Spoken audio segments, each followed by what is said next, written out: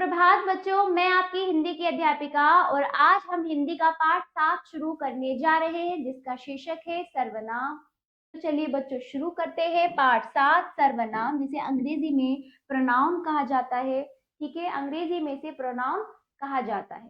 चलिए चित्रों को देखिए बच्चों ध्यान से, और ये अनुच्छेद 1 है। पहले अनुच्छेद 1 को भी हम पढ़ते हैं। आनंदगिरी। आनंदगिरी नेपाल के इंद्रपुर गांव में रहते हैं। आनंदगिरी किसी व्यक्ति का नाम है। ठीक है, चलिए आनंदगिरी नेपाल के इंद्रपुर गांव में रहते हैं। आनंदगिरी की पत्नी गौरी एक गृहिणी है। ओमकार नाथ और शांति देवी आनंदगिरी के माता पिता हैं। आनंदगिरी एक अच्छे कवि भी हैं। बच्चों आपने देखा कि अनुच्छेद 1 में आनंदगिरी एक नाम अर्थात संज्ञा है। अनुच्छेद के प्रत्येक वाक्य में संज्ञा अर्थात आनंदगिरी शब्द बार बार आने से वाक्य और उसके उच्चारण में अटपटे से लग रहे हैं। मतलब वाक्य और उसके उच्चारण क्या लग रहे हैं? अटपटे लग रहे हैं। कि किसी, आप देखते होंगे जब हम किसी से संवाद करते हैं, बातचीत करते हैं, तो हम किसी का नाम ना लेकर बार बार किसी का नाम नहीं लेते। एक बार बोल दिया, फिर हम उसके स्थान पर अन्य शब्दों का प्रयोग करते हैं। ठीक है, किसी का नाम बार बार नहीं लेते, है ना। ऐसे ही आगे देखिए, अनुच्छेद 2 देखिए बच्चों। अनुच्छेद 1 हो गया, 2 देखिए। यदि अनुच्छेद को इस प्रकार से लिखा जाए, आनंदगिरी नेपाल के इंद्रपुर गांव में रहते हैं। उनकी पत्नी गौरी एक गृहिणी है। ओमकार नाथ और शांति देवी उनके माता पिता हैं। वह एक अच्छे कवि भी हैं। अनुच्छेद 2 में आनंदगिरी संज्ञा है और आगे वाक्य में उसके स्थान पर उनकी, उनके तथा वह शब्द आया है। इस प्रकार नाम के स्थान पर प्रयुक्त होने वाले शब्द सर्वनाम कहलाते हैं। इतना समझ में आया बच्चों? बिल्कुल, हम किसी का नाम बार बार नहीं लेते, है ना। तो उसकी जगह हम क्या लेते हैं? अन्य शब्द, जैसे कि उनका, उनके, यह, वह, ये सब हम ऐसे शब्दों का प्रयोग करते हैं। बार बार नाम ना लेकर हम इस प्रकार के शब्दों का प्रयोग करते, तो यही तो शब्द सर्वनाम कहलाते हैं। ठीक है, परिभाषा देखिए, संज्ञा के स्थान पर प्रयोग होने वाले शब्द को सर्वनाम कहते हैं। ठीक है, संज्ञा यानी किसी का नाम हम बार बार प्रयोग में नहीं लाते, उसके स्थान पर जो भी शब्द हम प्रयोग करते हैं वह शब्द सर्वनाम कहलाते हैं। जैसे मैं, हम, तुम, आप, यह, वह, उसने, उनको, किसको, तुम्हें, उसे आदि। इतना समझ आया बच्चों? चलिए सर्वनाम के भेद देखिए। सर्वनाम के 6 भेद होते हैं। नंबर 1, पुरुषवाचक सर्वनाम या पुरुषवाचक बोल दीजिए, निश्चयवाचक, अनिश्चयवाचक, प्रश्नवाचक, संबंधवाचक, निजवाचक। सर्वनाम के 6 भेद होते हैं, वो हम देखते हैं बारी बारी। नंबर 1, पुरुषवाचक सर्वनाम वे सर्वनाम शब्द जो कहने वाले, सुनने वाले तथा अन्य व्यक्तियों के लिए प्रयुक्त किए जाते हैं, उन्हें पुरुषवाचक सर्वनाम कहते हैं, है ना। वे सर्वनाम शब्द जो कहने वाले, सुनने वाले तथा अन्य व्यक्तियों के लिए प्रयोग किए जाते हैं, वे क्या, कौन से सर्वनाम कहलाते हैं? पुरुषवाचक सर्वनाम। जैसे ये 3 प्रकार के होते हैं, उत्तम पुरुष, मध्यम पुरुष, अन्य पुरुष। उत्तम पुरुष बोलने वाले को उत्तम पुरुष कहते हैं। मेरा, मैं, हम, हमने, हमारा, हमें, मैंने, यानी कि उत्तम सबसे पहले हम स्वयं के लिए रखेंगे ना, सब हर जगह बोल, मैं इस समय मैं बोल रही हूँ, तो उत्तम कौन हुई? मैं। कौन हुई? मैं। तो जैसे मेरी चीजें, मेरी तरफ से जो भी मेरा, मैं, अब बहुवचन हो तो हम, हमने, हमारे, हमें, मैंने आदि सर्वनाम उत्तम पुरुष में प्रयोग होते हैं। इसको आप इस प्रकार से ध्यान रख सकते हैं कि सबसे पहले उत्तम हम अपने आप को, और जो हमारे साथ है उनको हम रखते हैं उत्तम पे। ठीक इस प्रकार। और देखिए मध्यम पुरुष जो सामने हमारी बात सुन रहा है, जो हमारे सामने खड़ा है, ठीक है, या फिर हमारी बात समझ रहा है, हमारी बात को सुन पा रहा है, सामने वाले को मध्यम पुरुष कहते हैं। तुम, तुमने, आपने, आप, तुम्हारा, तुमने आदि सर्वनाम मध्यम पुरुष है। यानी कि मैं आपसे इस टॉपिक पे, इस विषय पे बात कर रही हो, आप सुन रहे हो, मैं आपसे बात कर रही, सुनने वाला यानी कि आप, सामने जो हमारी बात सुन रहा है, सुनने वाला हमारा मध्यम पुरुष में आएगा। ठीक है, जिससे हम बात कर रहे हैं वो मध्यम, जो कर रहा है, जो बोल रहा है वो उत्तम। ठीक है, जैसे तुम, तुमने, आपने, आप, तुम्हारा, तुमसे, इस प्रकार के मध्यम पुरुष शब्द होंगे। अन्य पुरुष कौन होंगे?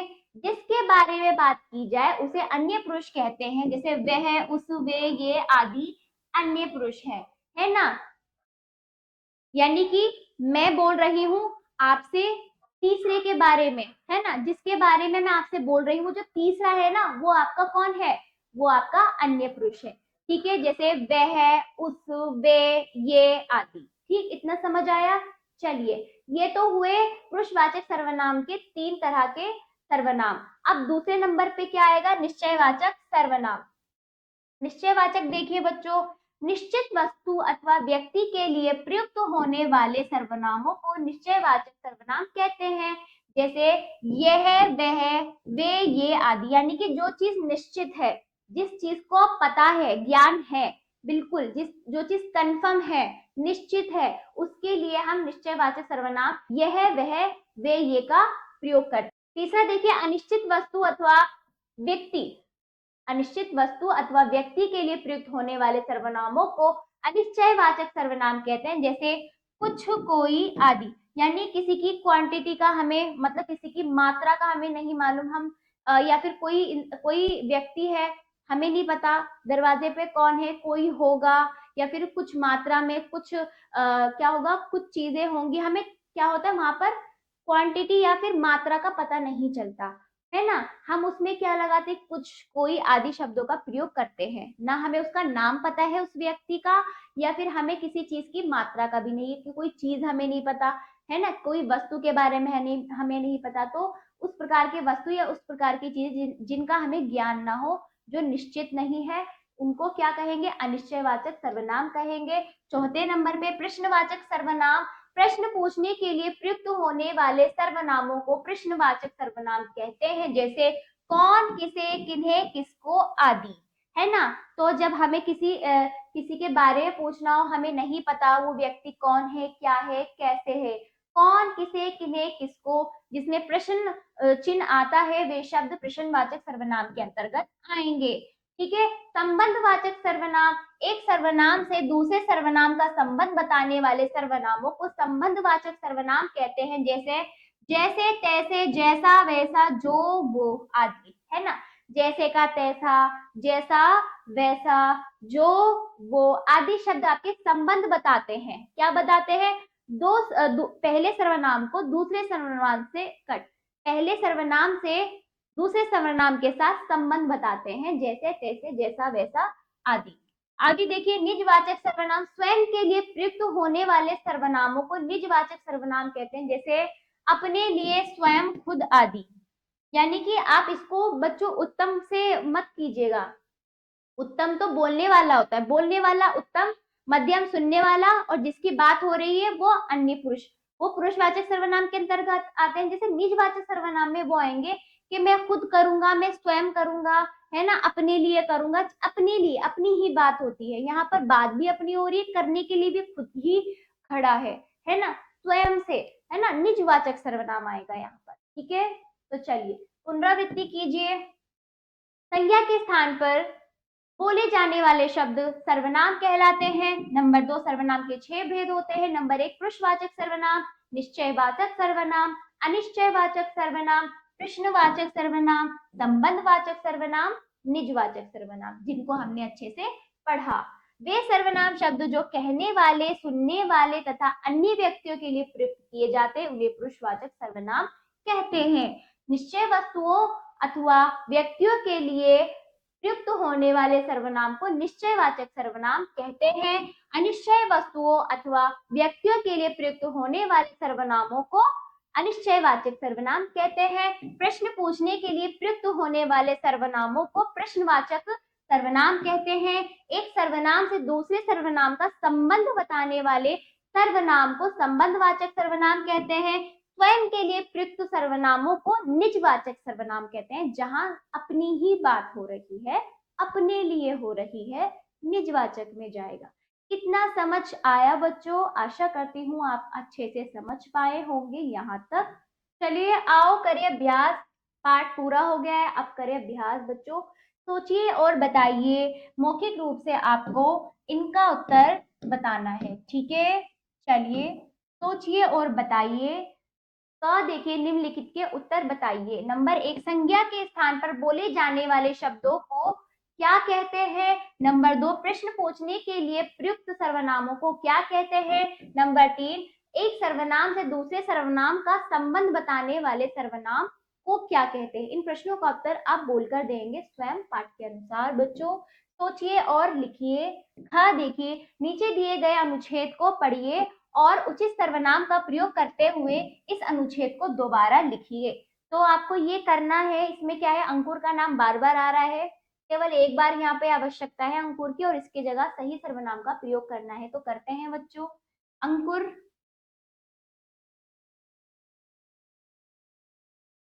अंकुर सुबह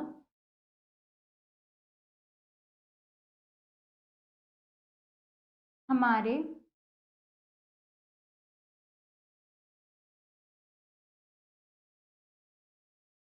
घर आया था।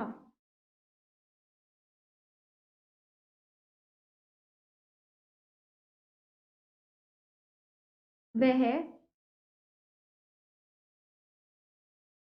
कट।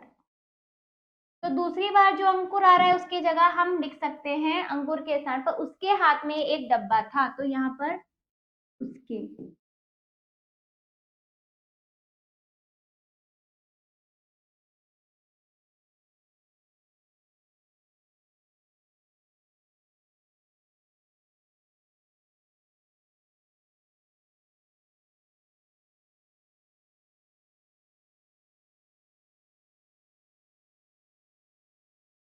हाँ, ठीक है। फिर अंकुर ने हमें बुलाया और कहा कि आज शाम को उसका दूध नहीं ला पाएगा। किसका? अंकुर ने हमें बुलाया और कहा कि आज शाम को अंकुर दूध नहीं ला पाएगा। तो आप लिख सकते हो उसने, अंकुर की जगह उसने हमें बुलाया। नाम की जगह हम सर्वनाम का प्रयोग करेंगे बच्चों। उसने हमें बुलाया, उसने हमें बुलाया और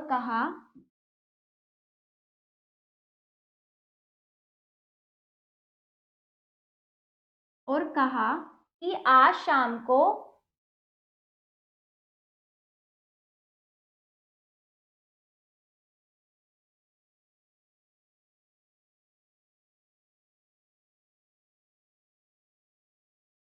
कि आज शाम को वह दूध नहीं ला पाएगा। कि आज शाम को वह दूध नहीं ला पाएगा। ठीक,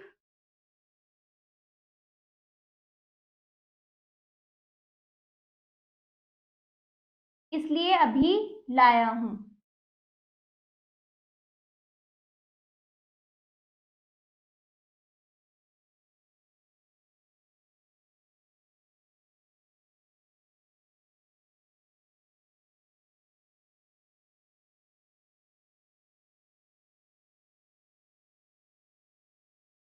ठीक है, इस प्रकार हमें नाम के स्थान पर उसके, उसने, में आदि सर्वनामों का प्रयोग किया। ठीक है, तो इस प्रकार आप भी स्वयं लिखने का प्रयास करें। ठीक है, और वह भी आपका इसमें प्रयोग हुआ है। अंकुर सुबह हमारे घर आया था, उसके हाथ में एक डब्बा था, उसने हमें बुलाया और कहा कि आज शाम को वह दूध नहीं ला पाएगा, इसलिए अभी लाया हूँ। इस प्रकार। ठीक है, अगला देखिए। निम्नलिखित वाक्यों में आए सर्वनाम के नाम लिखिए।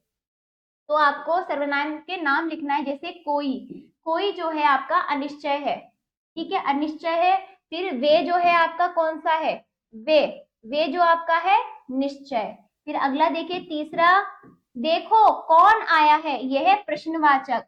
चौथा देखिए, जो जागेगा वो पाएगा। जो जागेगा वो पाएगा, तो ये संबंधवाचक। पांचवा देखिए, वह पढ़ रहा है, ये कौन सा है? वह पुरुषवाचक सर्वनाम। ठीक है, तो ये सब क्या है, आपको इन सर्वनामों के क्या लिखने थे, क्या लिखने थे, नाम लिखने थे। ठीक है बच्चों, तो आप जैसे कि मैंने सही चिन्ह लगा दिया, वो आप इस प्रकार यहाँ पर लिखेंगे। जैसे पहला अनिश्चयवाचक आएगा,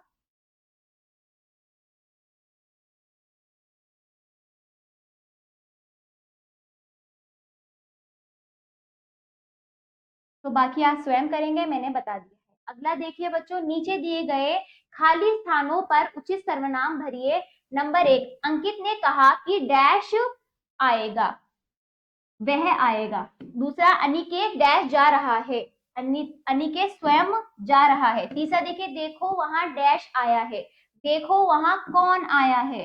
अगला देखिए, डैश जाओ मैं भी जा रहा हूं, तुम जाओ मैं भी जा रहा हूं। तो ये सारे यहाँ पर मैंने सही चिन्ह लगा दिए, आपको यहाँ पर लिखना था। जैसे अंकित ने कहा कि वह जाएगा, तो बाकी आप स्वयं करेंगे, यहाँ पर मैंने आपको बता दिए। ठीक है, चलिए अगला अभ्यास देखिए। निम्नलिखित सर्वनामों के दो दो उदाहरण को लिखिए। जैसे पुरुषवाचक सर्वनाम में क्या आ जाएगा, जैसे मैं आ जाएगा, कोई भी दो लिख दीजिए, मैं, तुम आ जाएगा। ठीक है, 3 प्रकार के पुरुष होते हैं। ठीक, पहला हो गया। दूसरा देखिए, संबंधवाचक सर्वनाम, जैसे जैसा,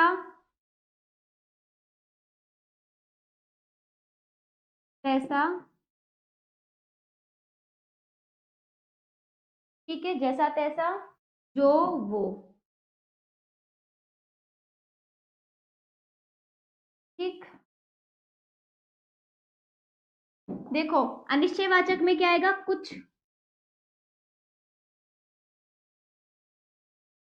कुछ आ जाएगा। ठीक है, कोई,